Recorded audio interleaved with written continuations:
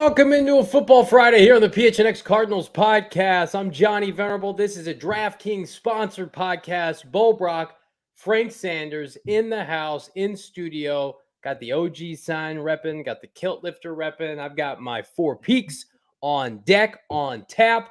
And gentlemen, we're going to talk about it off the top rope. Kyler Murray, Kliff Kingsbury, addendum talk one last time.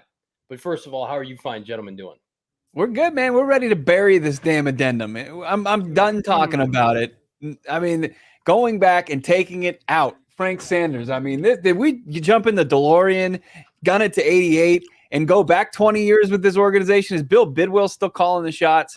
I mean, I just could not believe the news last night after Kyler Murray, the news of the day, impromptu press conference, gets out in front of this, defends his own honor, and then we find out, hey, yesterday they took the whole damn thing out of the contract. It's a moot point now. We can stop going crazy over it. Kyler no longer has any homework. Look, I like the fact that he did address it. He addressed it himself, took it upon himself to address the fact that, look, I know exactly the type of person I am, the type of player I am. I like that he also had a little fun with it, saying that it's kind of flattering that you guys think I can go out there and do it pretty easy. And as tough as it is, and I agree, it's time to move on. It was pretty cool for them to remove that from the contract. And now what was a story and an eyesore, we can kind of find a way to patch this thing up and kind of get ready to play some regular season football. What's interesting to me is like they didn't just say, hey, what's that? And then just rip it out of the contract and then just throw it through the shredder and just act like nothing, we just move forward thinking like all is well and good anyway. Did you really need to take it out? But I just have one last question. And I know like Kliff Kingsbury kind of puts this to bed, but Johnny, we said it during our emergency podcast last night several times. And we know block that out. I'm sorry. That Michael Bidwell, his intentions are for this team to win a Super Bowl. Like he's just dead set on that. But at some point, does it help? Would it help if he removed himself from the football operations aspect? Is he too involved? How involved is he? Because I think the public perception is Khan does everything. He does everything on his own. Nobody blames Michael Bidwell when Hassan Reddick doesn't work out. Nobody blames Michael Bidwell when they draft Robert Kimdichie or they trade up for Josh Rosen. Yeah, we see Michael Bidwell in those draft rooms, and he's like, oh yeah, who's that player? I think most people outside of the public scope would assume that Michael Bidwell, yeah, he's hands-on with a lot of things with the Cardinals, but it's not necessarily with personnel and free agents and the draft.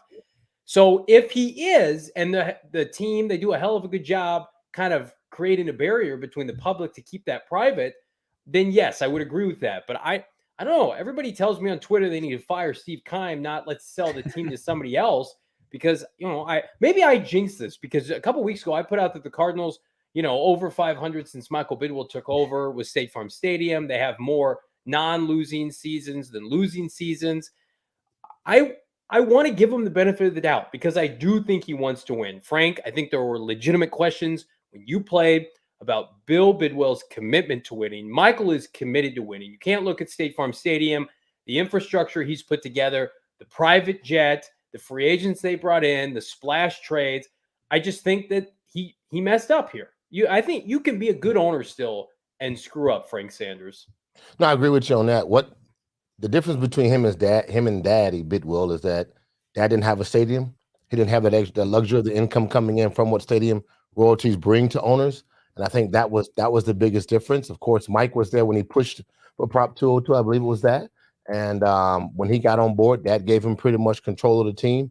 Him and Rod Graves did an absolutely great job in what they did in regards to continually re-signing their players, which unfortunately I didn't experience in my first couple of years with the Cardinals because we let so many of our players go, but because Dad didn't have the money and the way he negotiated and saw players and their value at that time, he had to let some guys go. Mike doesn't have that problem. He has the money. He has the opportunity to be a very good owner in regards to giving the Valley continual celebrity superstar athletes that can actually play football, such as a Larry Fitzgerald and other guys, and now Kyler Murray, a young up-and-coming star that can actually, bring viable conversation continuously about the Cardinals over national airways. And I was playing more of a devil's advocate here because I think obviously, he wants to win. He's done a lot more good than harm. I mean, this was the biggest misstep during his tenure. It's just, at some point you say, hey, the guys you hired, you put them in place for a reason, including Kyler Murray. Let's just kind of get our hands out of this, especially on the football operations side. Let's not try to reinvent the wheel. Let's give him the contract. Let's give him, what he's due, his market value. And as far as Kyler Murray goes, why do we have to deal with, try to put this addendum in there? Now, the Arizona Cardinals today, Johnny, it really was a sense that they wanted to move forward from this thing in day 3 of training camp. You had the Marcus Golden spoke. He said he doesn't mess around with all that. That's somebody else's business. And you had Rodney Hudson. He didn't really talk on that. But Kliff Kingsbury was asked twice about it, and this was him pretty much putting a bow on the entire Kyler Murray addendum situation. I would say there is. When you become the face of the franchise and this is your home and there's a commitment like the commitment that's made, I know he wants to win. He wants to make the people in this state proud. He wants to make this organization proud. So I definitely see that he has taken on that type of ownership of what he means to this place now and the commitment they've made to him. I don't think anybody questions Kyler Murray's willingness to win. And it's funny. Kliff says that, and then Brett McMurphy on Twitter right before the show went live, you've got USC reporters and media gentlemen asking his former OU head coach Lincoln Riley about Kyler Murray's work ethic. And this is from Lincoln Riley just moments ago. Yes, I was concerned, quotations, I was concerned he would burn himself out. He pushes the limits. He loves football. He loves to compete and win. I never worried about the amount of preparation he put in. That's the old stock answer when you're in a job interview and they say, what are your weaknesses? It's like, well, I work too damn hard. My I'll be weaknesses honest. are actually my strength. Right. Because that was a little twist. It wasn't long until the twist, but they got People in the to chat it. were like, I was afraid where he was going the first sentence there. He had us going, didn't he? Look, I think it's a great part that the actual coach of a guy knows the player. And I think that addendum, man, was really something that probably shouldn't have got out into the media in some kind of ways. Steve had he barfed it out some kind of way, and guys took note of it. And what good reporters do is they read the fine print. Yeah. And they did a great job with it. And again, at the end of the day, Kyler came up and stood up and said it specifically. You guys know, but to have a college coach come back and again reiterate that at every level, this guy's been a winner, and to realize that I was concerned that he would overwork himself. So that in itself kind of, again, ties to the idea that, this didn't have to be a story, but it became a story, and it ran as long as it needed to. But the PHNX, now we're getting ready to move on past that. It's been encouraging to see how many people are coming out of the woodworks to support Kyler Murray throughout this whole thing. I mean, I know he's eaten a whole lot of shit. He got a whole lot of flack this entire week. I found it interesting today. My old colleague Jody Ayler has Ian Rappaport on every week, and Rap Sheet said that he actually initially looked at this contract. He wanted to read the fine print on it initially just to see what it said about baseball. That's all he was looking for. That's all he was kind of flipping through this contract because it was accessible to him through the portal or through his sources. And he just found this addendum and didn't think it was going to blow up like it did. And I'll just go back to it, just more having a conversation and debate. Like, as far as did the organization, did all parties involved just misfire as far as how big a story this was going to be? Well, the Cardinals would like you to believe so, because that statement they put out last night, and I think we still have it here, basically said as much. After seeing the distraction it created, we removed the addendum from the contract. It was clearly perceived in other ways that were never intended. So the Cardinals want you to believe that, Bo Brock. I think that's a little bit ignorant, especially when you're putting together a contract that's going to be meticulously looked over. The specialty clauses that are already in place, like you mentioned, that the rap sheets of the world are going to look at pertaining to baseball. Every one of these contracts now are going to be gone through with a fine-tooth comb, especially after Deshaun Watson's fully guaranteed contract. People will be curious, how did the Cardinals get away with that? Not paying Kyler Murray the same amount of guarantees. I think that's ignorant.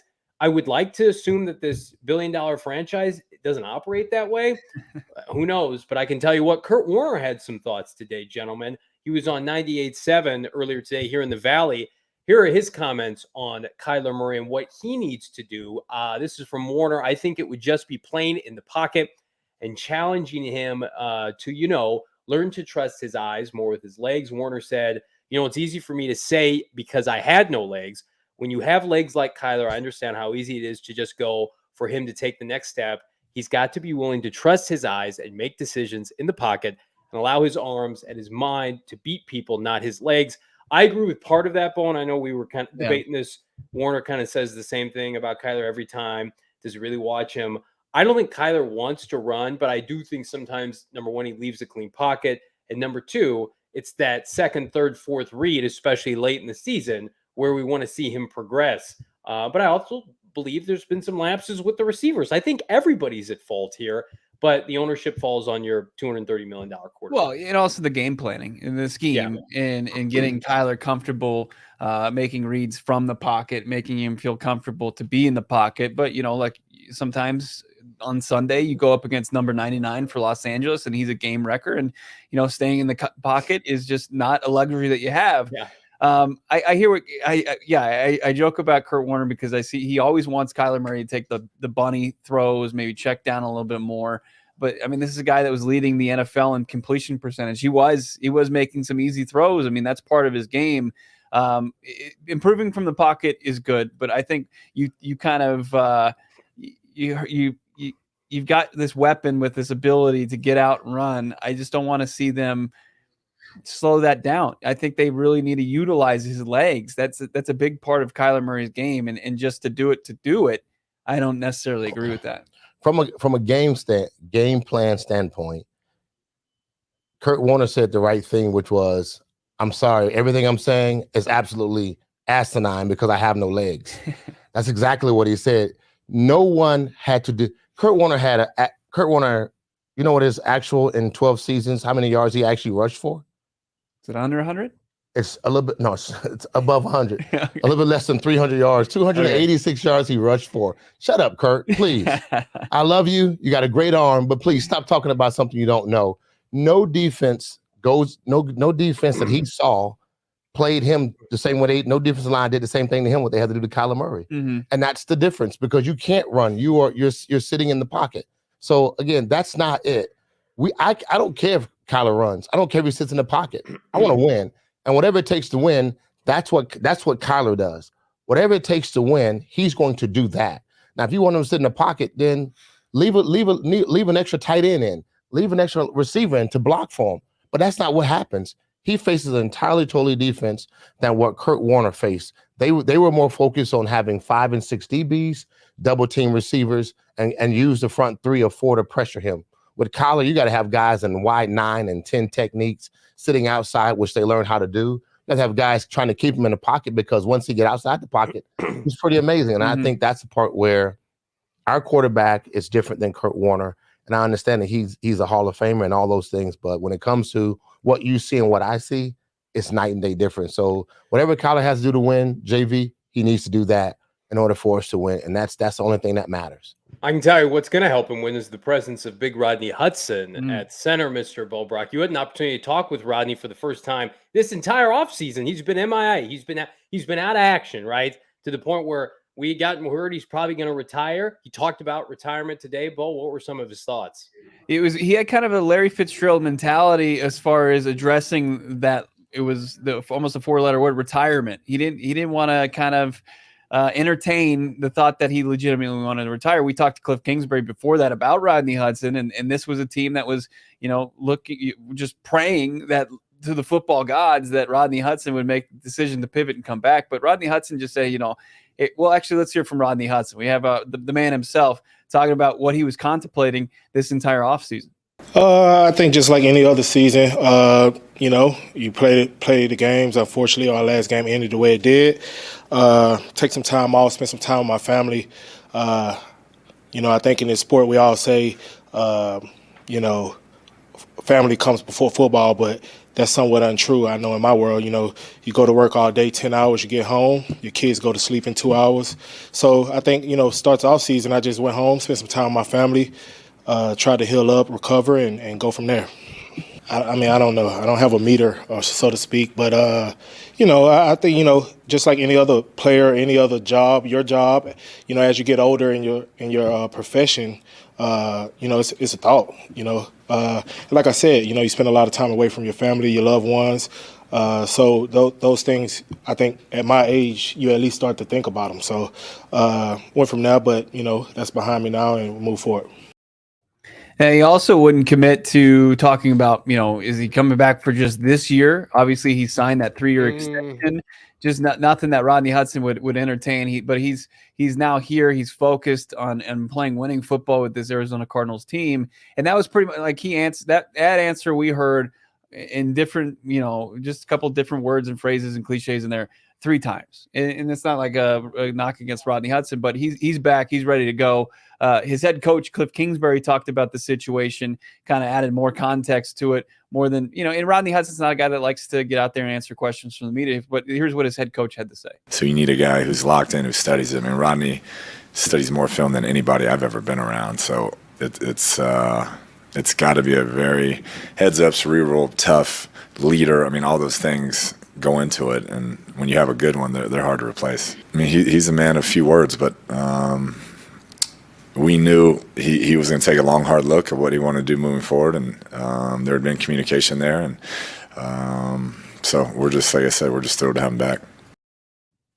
Yeah, it's interesting. I think Rodney Hudson's under a lot of pressure this year. I think that anytime you do will he or won't he retire, and then you come back and the expectation is this guy, we have to count on him. He's so integral in what we do. I mean, I don't think it's hyperbole to say Rodney Hudson needs to play better than he played last year, up and down, learning the scheme, learning the system. It's one of their highest paid players on their team.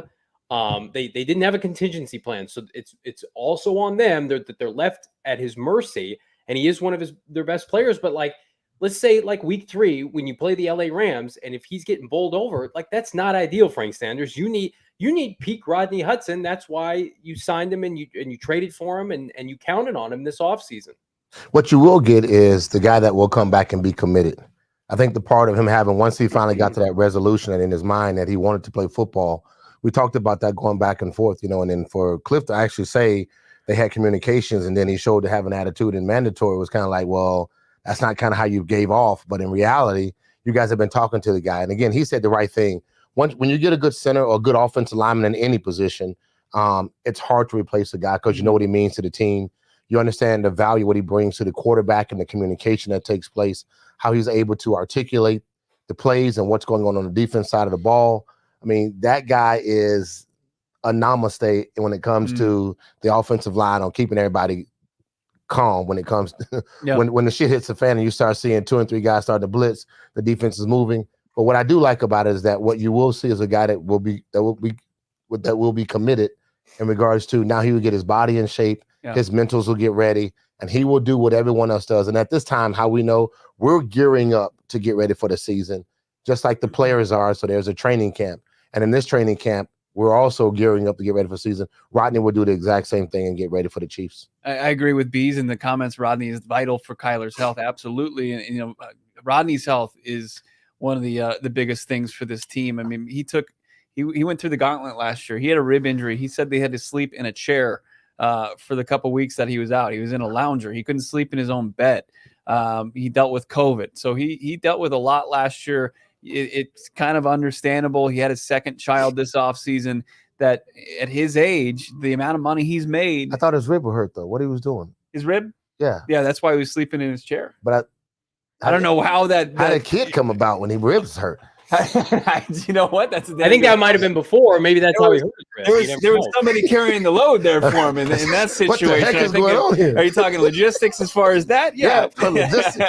This isn't one of those. What's that movie with Arnold Schwarzenegger where he has a baby? That's not what's happening. You got the Kama Sutra out or whatever it is. And just look at the different positions to see what was most comfortable for that lazy boy sitting technique. So we'll question him about that next time. Those are good questions from Frank Sanders. Okay, what exactly went down here? What was Rodney? Hurt? Give us a play-by-play. Oh man! Good Regardless, stuff. Rodney Hudson's back. The spine of your offensive line. There's a lot of continuity there. You've got one person pretty much stepping in, Will Hernandez at the right guard spot. Rodney Hudson and Justin Pugh have a great relationship. You know, it's one of the best buddy duos, I think, on this team.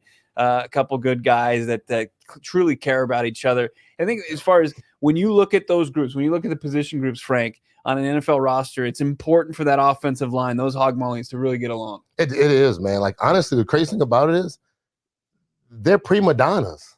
Oh, like, yeah, they're really prima donnas. Like, they're literally the most prima donna people on the team.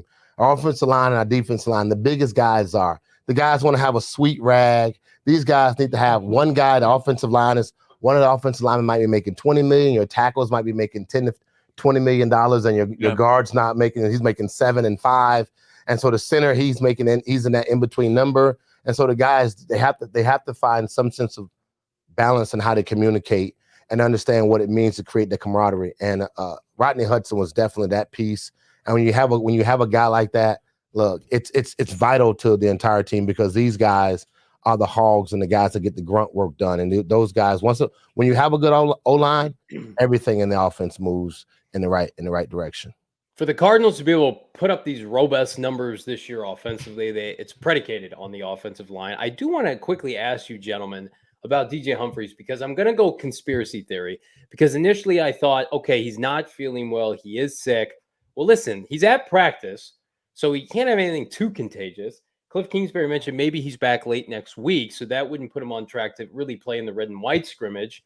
Do you think, I'm going to ask you guys this a final time here, is this a DJ Humphries holdout or a hold in for a new contract? He's scheduled to make $20 million this year. I don't understand. They're not making him available to the media. He's incredibly quiet. He's there in, a hooded sweatshirt, his jersey. I don't know. I feel like there could be some smoke to this thing that really this Kyler Murray addendum is overshadowed. I'm not buying it. You're not? I think there's nothing to see here. We'll probably see him back at his usual left tackle position come next week, maybe even as early as tomorrow when we're out there for practice. I'm going to be out there. Johnny's going to be out there. Frank's going to be out there, but he's got some big events he's going to take part in. We'll try to be in a suite somewhere. We'll be, he's going to be in a suite. Yeah, he'll be looking down on us on the field as we're peons. Is DJ out there? Just trying to. No, the Cardinals are doing a great job. NFL across the landscape is doing we come together again, and it's basically the fans and the alumni from the past. Everyone's coming together. Several of the Cardinal alumni will be back, and we'll have a chance to come down on the field and kind of meet and greet and shake hands a little bit, and then we'll go back up to the suites, and we'll slum it up there a little bit.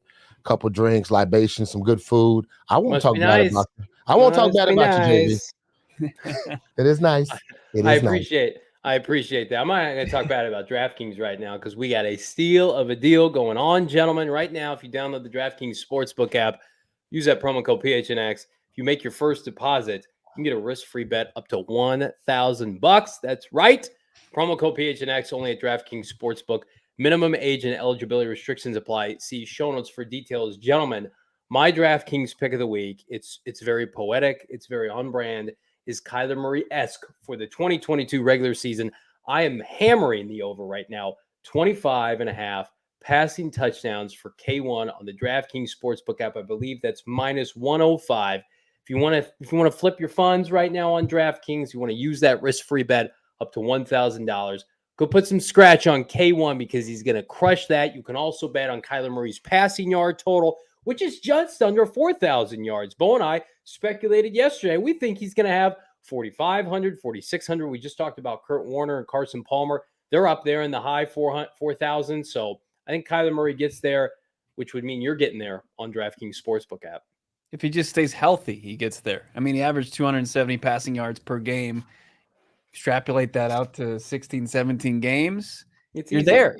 Is a big fat winner. Also, it's a big winner of these Wow Joy Bus wheats that we're drinking in studio. Johnny's enjoying. Is that an IPA, a hop knot? It is a hop knot IPA. I almost said Hopkins IPA for a DeAndre Hopkins IPA, but nope. This is the West Coast style. I'm a West Coast elite. It's perfect. I love it.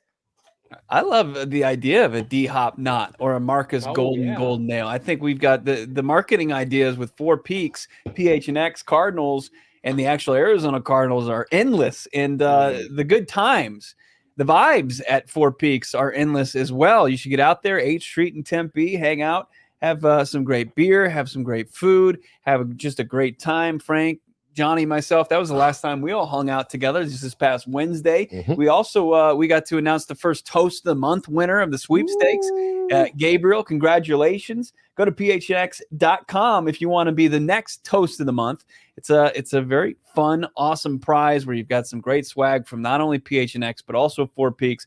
Go phnx.com. And of course, if you're imbibing on a nice adult beverage, it must be 21 years or older, and enjoy responsibly. So the Cardinals training camp day 3 continued today. We've talked a lot about this offense. We talked about Rodney Hudson's return, and we've talked ad nauseum about the quarterback Kyler Murray. We've talked about these wide receivers. Marquise Hollywood-Brown, according to Kliff Kingsbury, they're hoping he's going to get back after tweaking his hamstring next week. But as far as this defense goes, I think it's under the radar. I mean, we heard a couple comments today from the head coach. Johnny he's trying to be optimistic. Who's putting it under the radar? I know we're going to hear from some players and some coaches, but we had a pick six from Josh Jackson the other day. We had another pick today from Isaiah Simmons. Everybody's raving about it. From number 9 picking off Kyler Murray today. His head coach Kliff Kingsbury was talking about it.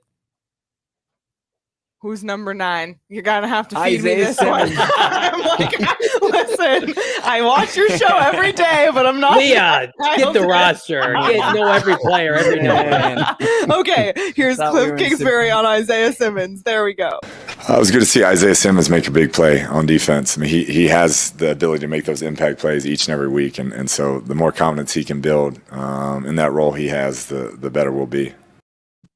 Listen, I'm not dogging on the defense. I don't want to dog on the defense here, but I think Isaiah Simmons is going to have a really nice season. I think he's going to have his best season in the NFL. I also know the Cardinals have 3 really good safeties and then a bunch of question marks, right? Up and down.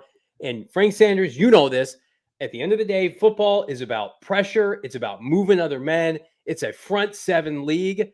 The Cardinals just have way too many questions in their front 7 for me to be like underrated. Here we go. They're going to be, a top 15 unit. They're going to take Patrick Mahomes in Kansas City by storm week 1. You know what? I look at their defense. You know what I think?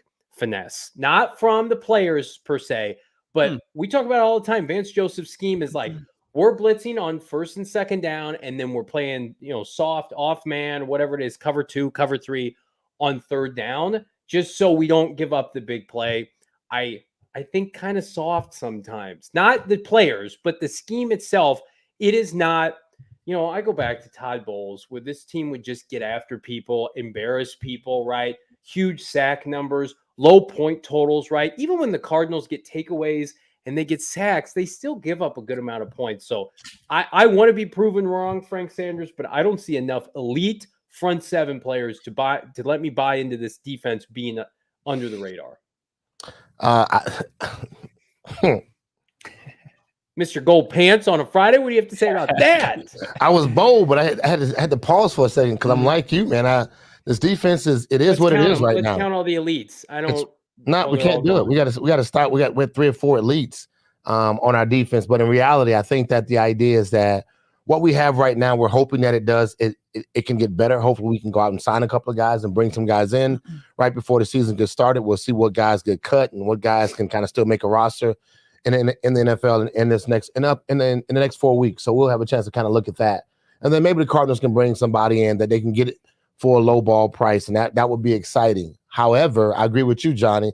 The defense is exactly what it seems. It doesn't look robust. We don't have a whole bunch of names on the front 7. We got a bunch of young guys that we're trying to move around and try to put them in play. So we're going to ask a lot out of Vance Joseph if we don't add any veteran pieces to this defensive front 7 or just our front line.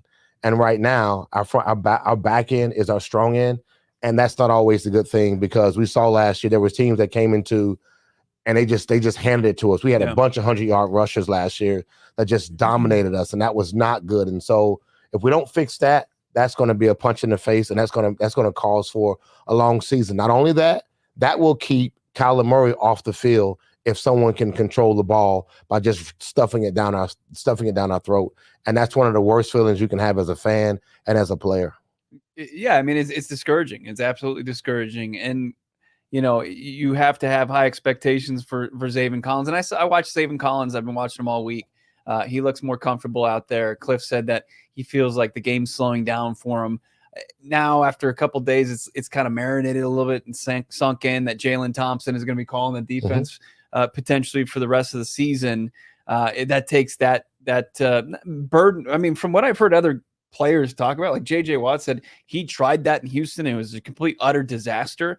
It's just hard because you're out there, you're going full speed, and then you're getting the call from some guy screaming in your ear, and then you're trying to relay it to 10 other guys, and they're asking, "What the hell did you just say?" Over and over again, and it's a tough task. It's a big ontaking as far as these guys go. Jalen Thompson could add that to his resume, and it can take it off the plate of Zaven Collins. He can just go out there and react. I like that. I like Jalen Thompson. I like Budda Baker.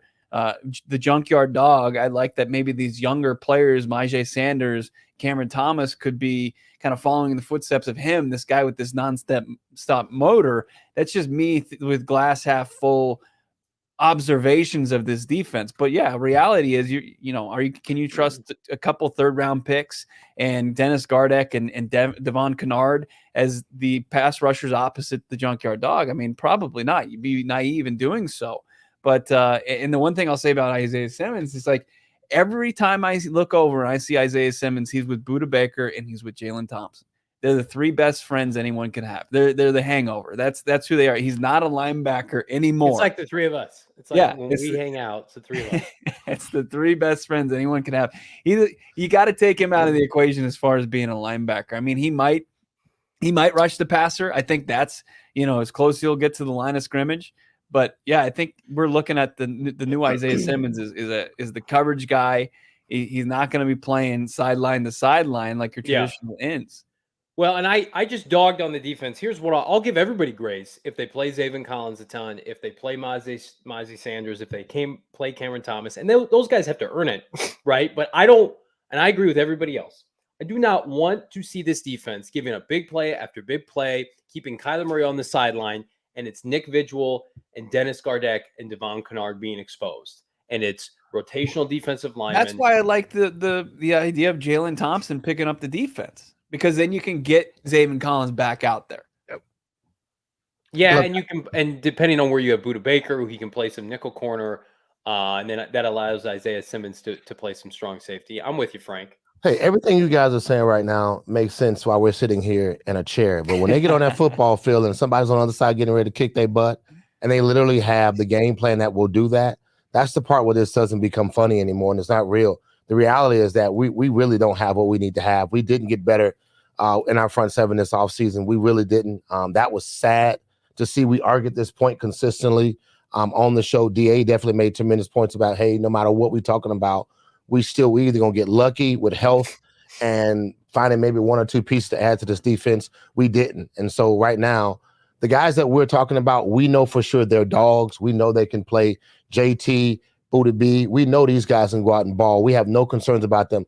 Isaiah Simmons, the Zaven Collins, the Allen, these guys right here, those are the guys that when you look at on Sunday and the other team that have Pro Bowl offensive linemen and a Pro Bowl tight end, a goddamn Pro Bowl running back, that's the conversation that is scary. And I know for a fact everyone else, Vance Joseph and Steve Keim's, got to be realistic with themselves and say, shit, we got to score damn near 39 points a game to make sure that we put ourselves in the best position with no D hops on the first, without D hops in the first 6 games. So we got to make up a lot of grounds in the next couple of weeks here when it comes to training camp and trying to get guys in. So we can have a realistic idea about what this team will look like when we got to face KC in the next couple and the next 3 great teams out of the AFC North. That's falling right behind those guys. Patrick Mahomes, Travis Kelce, Derek Carr, Devontae Adams. In week 3, you face Darren Waller, and then week 3 you face Cooper Kupp, you face Allen Robinson, you face Matthew Stafford, the defending Super Bowl champs. I mean, I want to be optimistic. The schedule does not allow me to be optimistic, but I will say this. I think the defense has a chance to start slow. I think everybody needs to prepare for that because we do have some changes. No Chandler Jones, no stalwart for the outside linebacker for the first time in 5 or 6 seasons. You've got a safety calling the defense for the first time. You've got Zaven Collins, fingers crossed, playing his most meaningful snaps of his young NFL career. You've got J.J. Watt potentially in his last year of his contract. There are a lot of variables that need to go right for this defense, even to be above average. So I'm almost in a healthy mindset of I don't expect a lot. I expect a lot from the offense. So maybe I'll be pleasantly surprised, Bo. And I think Marcus Golden was trying to alleviate a lot of concern talking about Jalen Thompson today while you were at the presser. Oh man, JT, he's a beast, man. I think he can handle anything you put on him. He'll be able to handle the way he work every day, the way he come into meetings, man. He's a different type of dude, man. He's a different type of guy. He one of them dudes that you want to get on that field when you want to have him on your side. So I think he's gonna do great. Whatever you put on him, he just like Buddha. He'll be ready to do it. I feel like they have those motor guys, though. They have those guys that you want to go to battle with, and it's going to take them playing, out of their minds for it all to work. And look, with that being said, there's no margin for error there. But when you have the J.J. Watts, you have Marcus Golden, guys up front that everybody's rooting for, and then on the next level, it's going to be so important for Zaven Collins, and then behind him, the three safeties, and then those two corners and Byron Murphy and Marco Wilson. They have guys. The potential is there to kind of change the narrative, turn some heads. But yeah, if you're saying, hey, I'm going to go pick up Arizona's defense in fantasy football, you might want to hold off on that. You might want. Well, let me ask you this: when they have the run team yet? When they run team, who is going to be the starting outside linebacker opposite Marcus Golden? Who's going to be that other edge flanker? Is it going to be Devon Kennard? Right now, I think it's going to be one of the young guys. I think one of the. You think they're going to start over Devon Kennard? I do. When was the last time Devon Kennard started a football game? Well, who else? I don't trust Vance Joseph to start a rookie to save my life, but we'll see.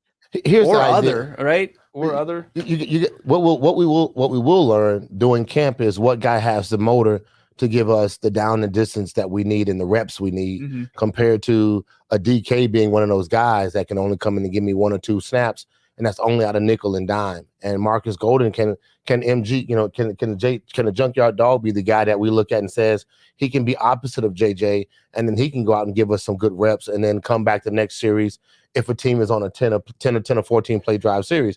And you got to be able to have that. And if we don't have the right rotation, then that becomes a concern. Can a young guy step up? We look at a Chase Young last year.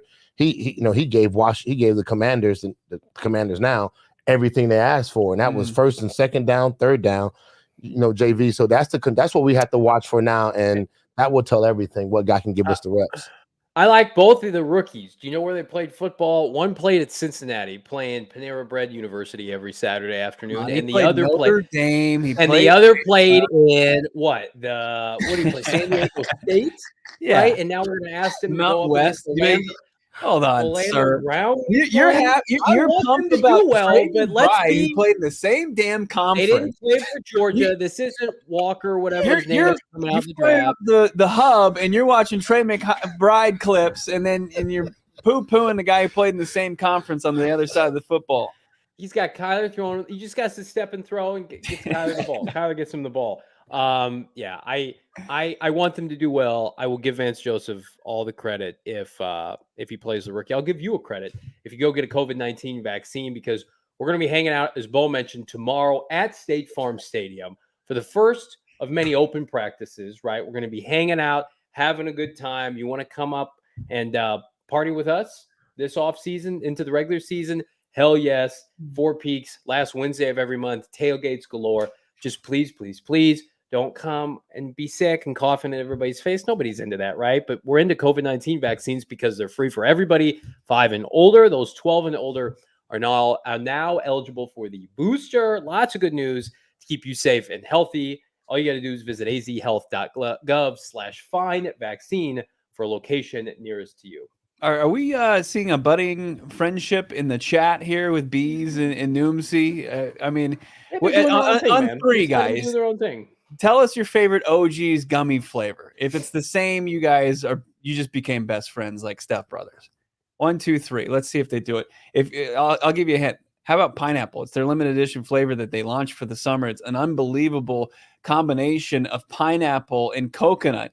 It's unreal. Plus, you've got the orange creamsicle, which, Frank, that's his favorite. I'm a fan. It's unreal. You've got the ogsbrands.com where you can check out all their tropical flavors and all the other flavors out there. If tropical's not the way you want to go, they also have other cannabis products. You can check them out. ogsbrands.com. That's OGEEZ brands.com. And also they're on Instagram at OGs. And I think they're throwing another party this weekend over at Maya Day Club out there in Scottsdale, where Johnny was spotted a couple weeks ago. He got the hall pass. I did. Cashed in all the credits. I get to go play reporter tomorrow with Bo Brack at State Farm Stadium. I do not get to. My Scottsdale privileges have been revoked temporarily, but I made the most of it that day with my PHNX brethren, the GM Saul Bookman. We all had a good time that day. And I'm still paying for it. But you know what you need to pay for, everybody?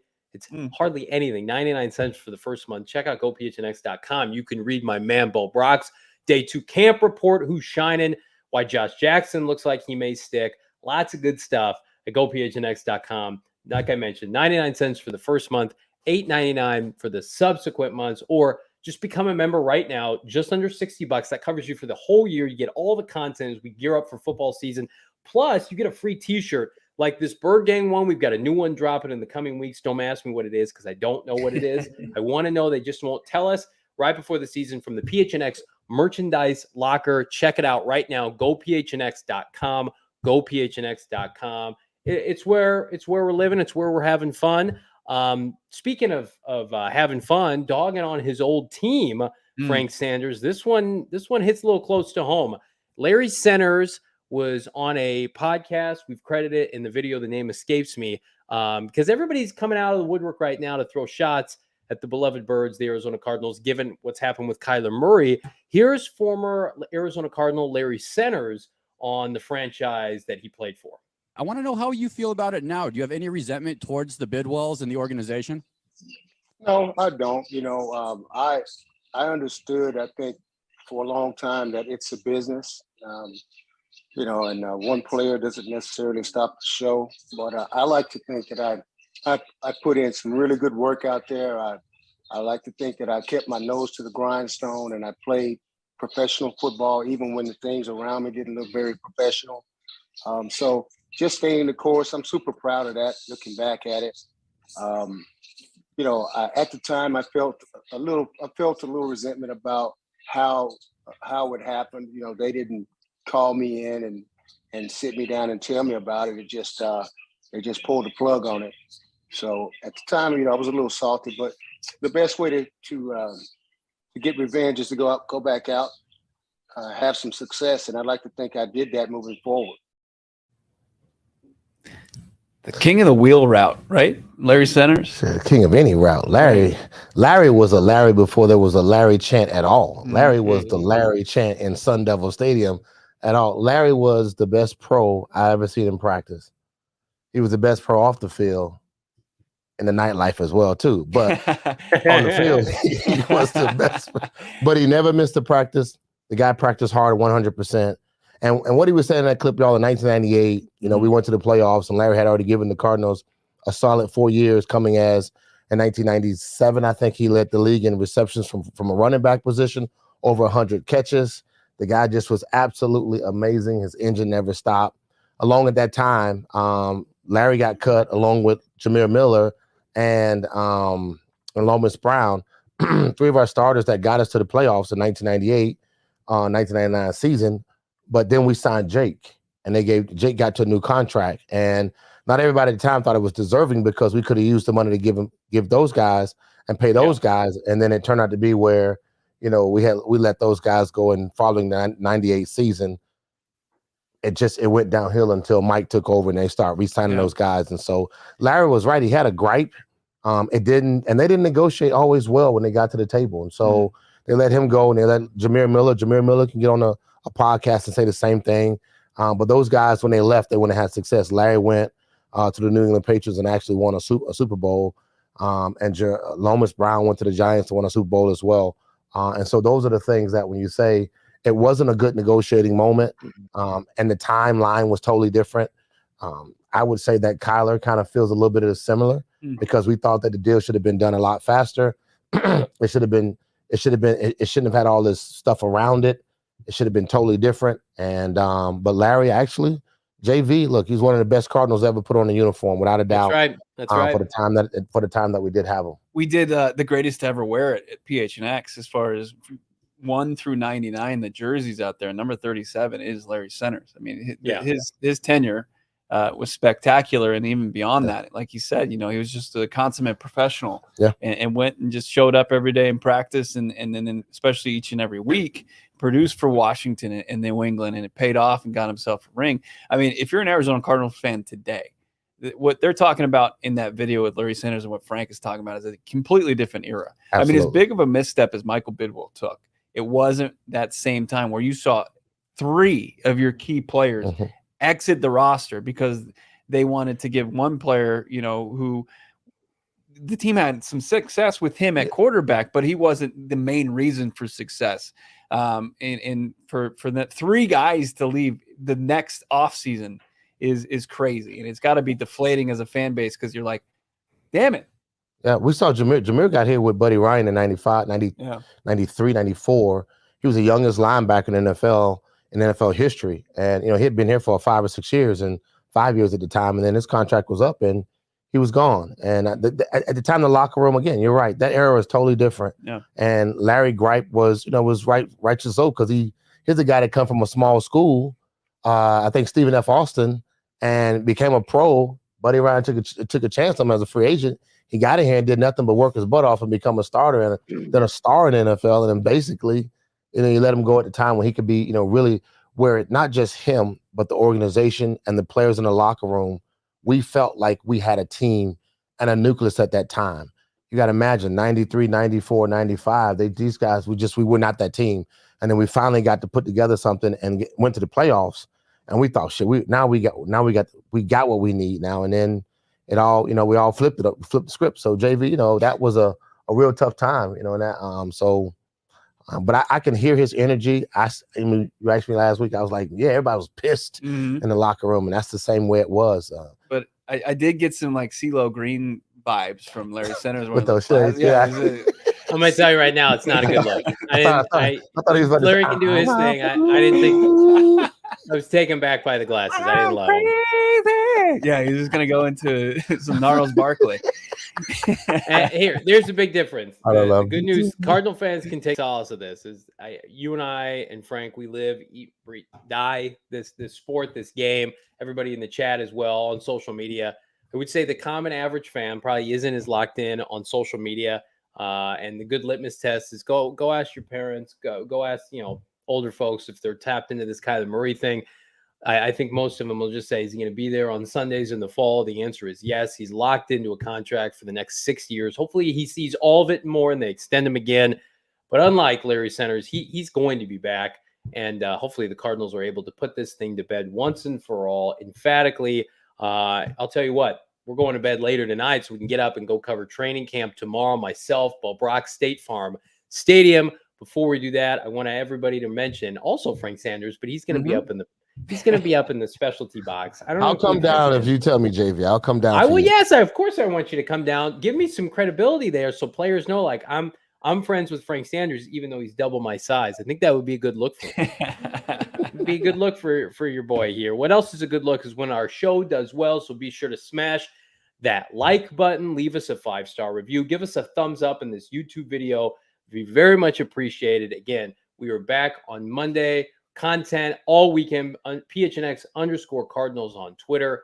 For Bo Brack at Bo Brack, Frank Sanders 81. I'm Johnny Venerable. We'll see you guys at practice. Take care, everybody.